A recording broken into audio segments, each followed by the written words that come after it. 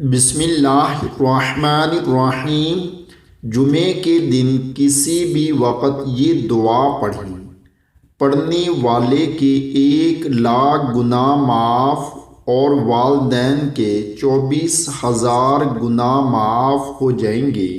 حضرت عبداللہ بن عباس رضی اللہ تعالی عنہ فرماتے ہیں کہ جو شخص جمعہ کی نماز کے بعد اپنی جگہ سے اٹھنے سے پہلے 100 مرتبہ سبحان اللہ وبحمدہ سبحان اللہ العظیم وبحمدہ استغفر اللہ پڑھے گا تو خود اس کے 1,00,000 گناہ معاف ہو جائیں گے اور اس کے والدین کے 24,000 گناہ معاف ہو جائیں گے۔